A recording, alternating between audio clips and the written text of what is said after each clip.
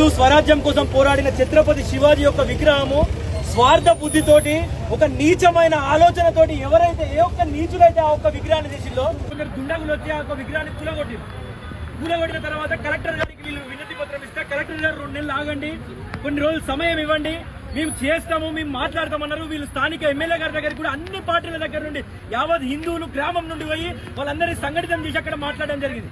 వాళ్ళు సానుకూలంగా స్పందించారు. పోలీసు వారు కూడా సానుకూలంగా స్పందించండి, మేము మీతో మాట్లాడతాము, కొద్దిగా మీరందరూ ఊరోళ్ళందరూ ఉద్రిక్తం చేయకండి అని మాట్లాడారు.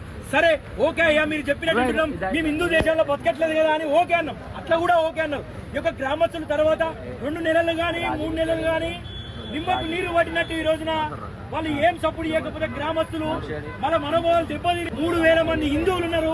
అనేక గడపలు ఉన్నాయి అక్కడ, హిందూ గడపలు. కేవలం కొంతమంది కోసం, కొంతమంది నీచ రాజకీయాల కోసం అక్కడ ఛత్రపతి శివాజీ విగ్రహం పెట్టదనిస్తే ఈ రోజున ఆ గ్రామస్తులందరూ యూనిటీగా పెడితే వీళ్ళు పొద్దుగాల ఒక తీవ్రవాదులను తీసుకుపోయే విధంగా ఒక కొందరు ఎవరినో దుస్తులను తీసుకుపోయి రౌడీ షీటర్లను తీసుకుపోయే విధంగా పోలీసు వాళ్ళు లాఠీచార్జ్ చేయడం ఏంది?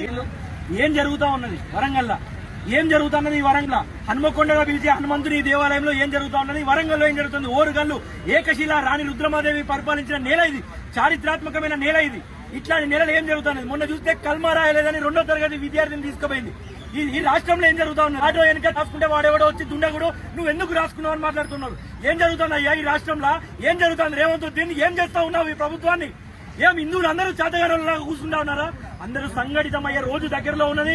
ప్రతి ఒక్కరు రోడ్ల మీదకి వస్తాం. ఈ రోజున బొల్లికుంట గ్రామస్తుల కోసం ప్రతి ఒక్కరు నిల్చుంటారు.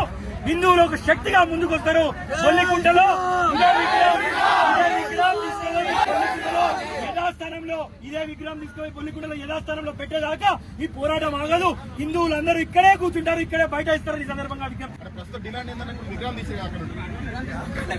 ఈ యొక్క పోలీసు వారు మా యొక్క యువకులను ఆర్గనైజేషన్ కార్యకర్తలే కావచ్చు, పార్టీ కార్యకర్తలే కావచ్చు, భారతీయ జనతా పార్టీ కార్యకర్తలే కావచ్చు తీసుకుపోయి లాఠీ చార్జ్ చేయడము, అక్కడ విగ్రహం కోసం అడ్డుకుంటే లాఠీ చార్జ్ చేయడం చాలా బాధాకరము.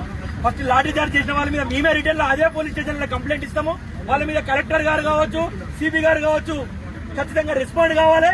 ఈ యొక్క విగ్రహం సేమ్ బొల్లికుంటలో అదే ప్లేస్ లో పెట్టాలి. ఎందుకంటే అక్కడ ప్రతి ఒక్కరు ఆ గ్రామస్తులందరూ ఒప్పుకున్నాక వీళ్ళకి అభ్యంతరం. ఎన్నో రోడ్డు మీద ఎన్నో కట్టడాలు ఉన్నాయి, దాన్ని మరి ఆపుతలేదు ఎందుకు?